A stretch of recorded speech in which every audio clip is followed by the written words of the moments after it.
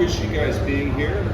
Part of the reason why I'm really excited about all this aviation and stuff in the Air Force, it's really an honor for me to be here. So many of you don't know this, but my father in 1958, when he graduated from Cal Berkeley, was actually hired as one of the first rocket scientists for the Air Force at this place called the Rocket Test Lab near at Edwards Air Force Base. So aviation is near and dear to my heart, right next to it. The other thing is that Adam Sherer sends his apologies. We are actually with the Joint Strike Fighter Program Office this week, teaching them the same thing at Lockheed Martin Fort Worth, trying to help out with some of the difficulties and some of the challenges they've been faced in the plane. So I appreciate you guys being here. Some of you don't know who Cadence is, and some of you don't know what type of impact we make commercially. I'll be showing you that to you, the one chart, a little later. But I think the best one, for those of you who are Formula One fans, you should know that the team that took #1 and #2 in the Hungarian Grand Prix, they use our stuff. So I think that should be a pretty ringing endorsement right there. The reason why I'm calling this called Busting the Myths about digital engineering is that many in the aerospace defense world actually tried digital in the early days. And a lot of times it didn't work out all that well. Primarily because the capabilities that are today just weren't available, say 20-some years ago. And we all know you never have a second chance to make a first impression, but we're asking you guys today to help us to give that chance, and we know that we can make a difference. If you guys want to talk to us more, we're literally our caddy corner there, at the booth right there, so come on by after the job, because we'll be happy to talk to you. So here's who we are. We are an electronic design innovation company, which actually means that we make all the design tools for the global electronics industry. Nobody hears about us, but we are basically the tool maker. For those of you in the U.S., we're the Home Depot of the electronics industry. You can do it, we can help. That's what we're here for. You can see where we are in terms of all the markets that we make. We are the people that are responsible for making digital electronics a part of your everyday life that frankly most of us tend to take for granted. And to give you an idea about the quality of our work, it's very nice. You guys, while you may not have heard of us, you might have heard of a company called NVIDIA, and it's very nice when the Chief Technology Officer of NVIDIA says something nice about you like this. We talk about the trusted supplier, and that's something that's very unique in terms of the United States. A while ago, our friends at the Defense Microelectronics Activity set up something called the Trusted Supplier Network. And these are people that know how to handle electronics for the design, manufacture, and packaging for the Department of Defense. The U.S. citizens, they never leak information. It's been 100% successful. We're proud to be the only electronic design automation company within that network. This is what this brings to the table. And I want to spend a little bit of time because it's something that people have sort of forgotten, especially when you're an engineer, you've been in this world a while. The thing is that we engineers are just naturally curious, but we also want to be as efficient as possible. So one thing that digital electronic systems engineering brings to the table now is bringing brain power back to design. Rather than the brute force, laxative engineering a lot of us do because we have to get something out, we say, we're going to take this back and give you guys to really think about it. Think about what we're trying to do and make sure that it will work before you commit to fabrication. And how we do this is this phrase called Gen C Jujitsu. What that means is that you go to the source to find the problem. And that seems to be a wild concept, especially for a lot of us who say, you know what, I buy boxes, I don't buy chips. And you say, what's inside your box? Well, I really don't know. Well, how do you know what you're buying? And that's a source, and that was, for those of us who have been in this industry for some time now, that was the principle of quality. You had to know what you have inside there. And that's what digital engineering brings inside to you. The other thing it does is, this is one thing from, actually this is Mr. Honda, who started Honda Motor Company. It gives you the opportunity to design something for the person who spends the most time with you. And that seems to be, while for consumers, that's second nature. In terms of aerospace defense, that's not to be a new concept. Our way of doing business is that we want to try to get something out the door, and operating and maintaining it is somebody else's problem. This is now brings to the table of, no, you can address this upfront early, so the people who actually have this will be able to say, I know how to maintain this and operate this efficiently. Well, what is it? Well, as I said, it's one of the few design tools and practices that allows you to address the entire life cycle of the product before you've built it. And that's a wild concept to a lot of people, because for those of us who have been an engineer, like myself, for over 4 decades, you want to get the hardware as soon as possible. This says, no, take a step back, really take a look at all the considerations. Hardware, software, is it working correctly? Compatibility, will it be backwards compatible with older systems? Will it be compatible with other systems that are out there? And it gives you that visibility up front early, including, by the way, predicting mean time between failures. It's a project management practice.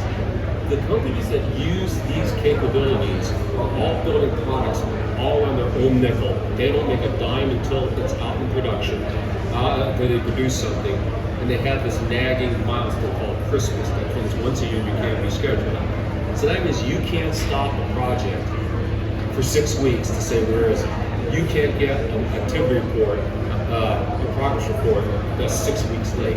It's a real-time management, right? Real-time program management. We'll talk more about that later. It's a culture. As we talk about continuous improvement, this is one of the few practices that allows for that all the time, because you can always inject new ideas when you have digital electronic systems engineering because of the use of a hardware accurate digital twin. And more important, it's a commercial best practice. Every single electronic systems company in the world uses these type of capabilities. And it's all based on something called shift left work right. And what we mean by that is that in the traditional aerospace sense, we usually wait until there's hardware before we test and evaluate. We usually wait until there's hardware before we see if it's compatible with other systems. And the moment you find those mistakes, it's incredibly expensive, almost impossible to correct. When you have a hardware accurate digital twin of a system, you can take a look at it while it's still in the design phase, and you can make changes to the design before you commit to hardware. And that's the key. There is a reason why all your apps that are on your smartphone now, that when you have a new smartphone, it transfers right over. There is a reason why it's everything that you have, why new accessories will fit neatly into your commercial electronics. And it's seamless. It's because of the shift left hook right philosophy. I'm sorry, right there. Here's how the commercial does it. And to give you an idea, when a guy like Jensen Wong says that our plating has to be our emulation machines, that it's more important than my refrigerator, that kind of tells you something. That was really quite something to see. Now, how does this relate to aerospace and defense? Well, you guys might remember this. Norm Augustine, he was the former Secretary of the Army, but more importantly, he was also the first chairman of Lockheed Martin. He was the one who made that famous quote, after year 2015, by the year 2054, the entire defense budget will purchase just one aircraft. Now, why is that? It's because he tracked to see how things expensive got. It turned out that the department, to get a linear increase in capability, was putting in what was based on electronics, and they were getting exponential growth in terms of development and operating costs. And then you add software in the mix, that's how he got to that line right there. And this is kind of why it happens. It's because I talked about the stovepiping, how things are just thrown over the wall, and probably more important, it's probably because it's somebody else's budget. The S&T people are just in charge of S&T. The acquisition people are in charge of developing a system as quickly as they can within budget and cost. Operations is somebody else's problem because it's somebody else's budget. And the other thing, something they never take into account, is what we call DMSMS. That's parts obsolescence, diminishing supplies. That's the major difference between the commercial and the aerospace world. Because in the commercial world, you guys get a new cell phone, every 2 to 3 years? It's a lot different in there. The other way how things are developed in electronic in the defense world is what we call fly, fix, fly. You build it, it didn't work. You try to fix it, build it again, it didn't work. Try again. You build it, this finally thing. You know what? We're running out of time, we're running out of money, we'll live with it, we'll fix it with a block upgrade. And this is when we talk about how that way of doing it. That is the result. And a lot of it's based on hardware. We talked about how engineers need hardware. They want hardware in the loop labs. That's how they develop it. What that means is a lack of discipline in terms of setting your requirements. You have to spend a lot more time setting up your requirements, and because of the loosey-goosey nature of field programming gate arrays, they kind of wait until the last minute when you see the end result.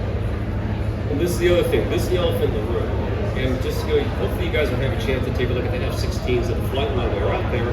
But you should know that that plane first flew when I was in 7th grade. And it's still flying. The B-52 was flying over my kindergarten playground in the mid-60s. Ironically, 30 years later, I'm in the Pentagon, part of the team certifying that airframe to last 100 years.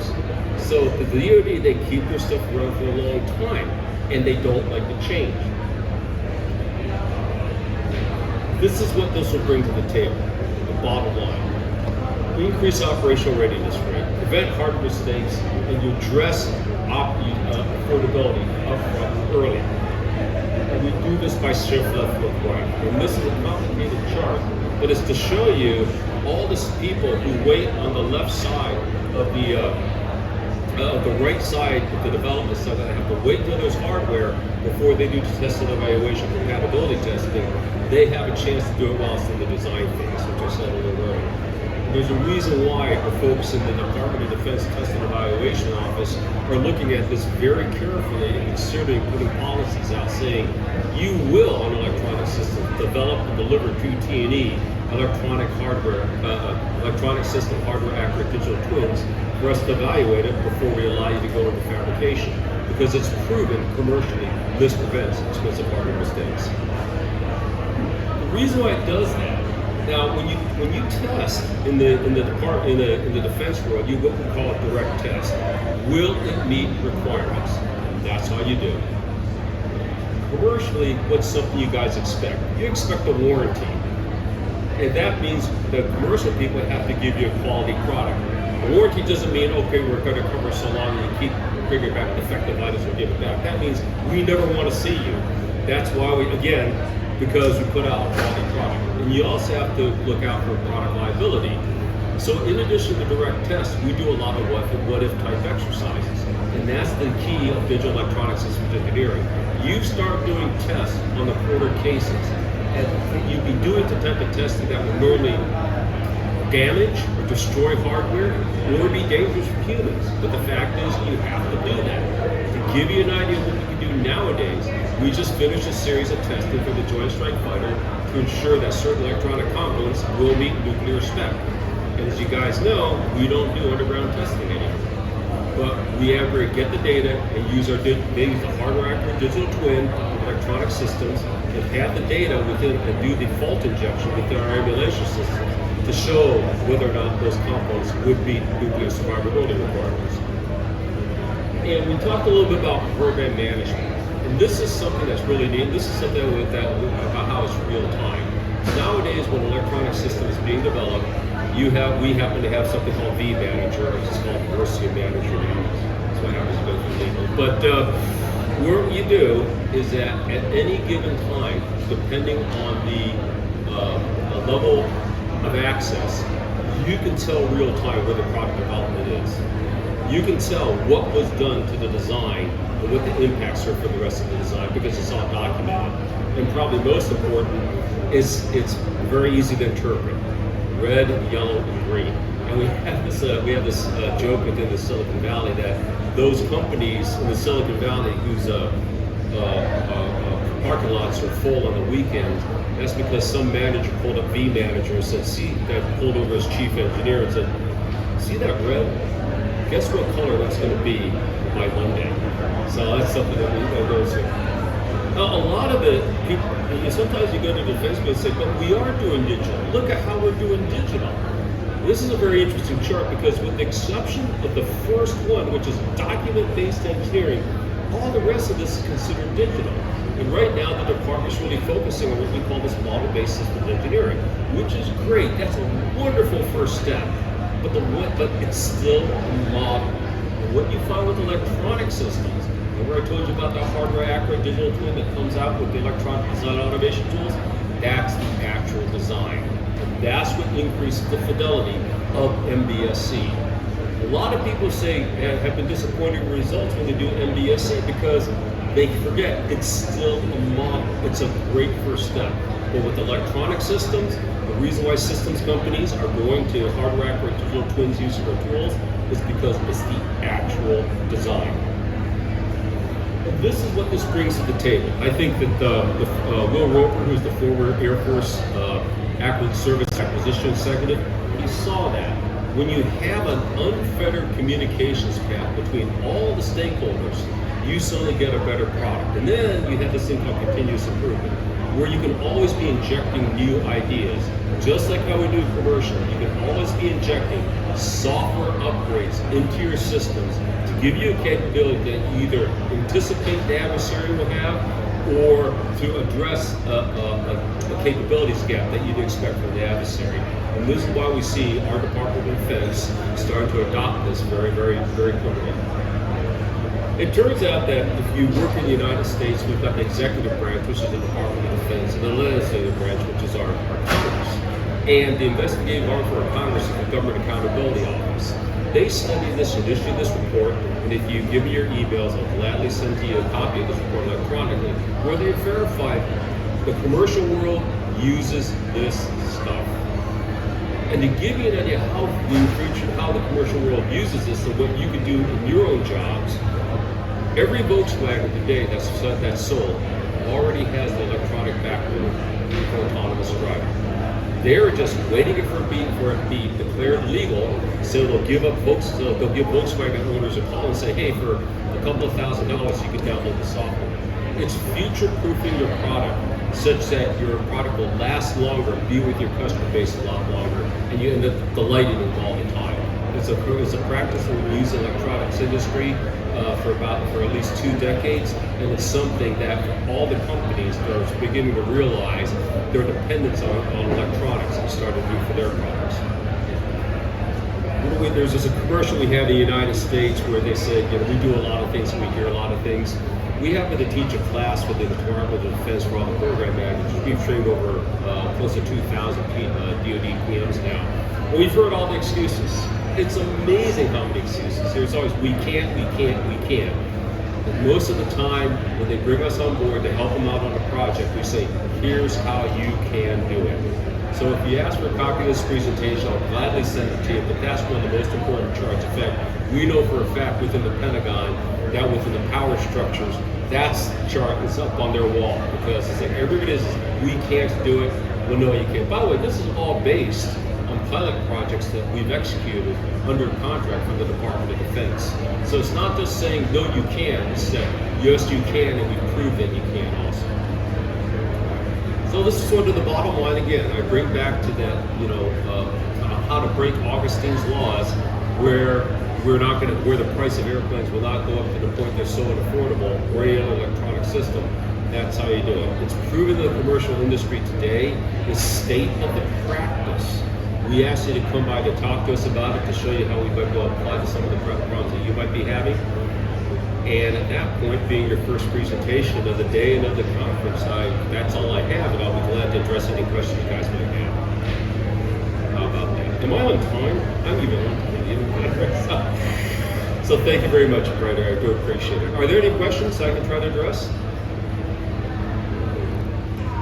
Stunned silence. That's always my favorite one right there. But as I said, we're in that booth right over there. If you want to come by, if you're Formula One fans, we have hero cards of the two of Lando and of Oscar if you can take any time. But please come to us. We're proven in all sorts of industries. Anybody you know that has a implantable medical device, we're in there. Any commercial electronics, we're in there. Any automotive, we're in there. You guys take us for granted. If you have a smart appliance, we're in there. So come by and see what we can do to try to help you solve your problems. If there's no questions, I thank you very much for your time.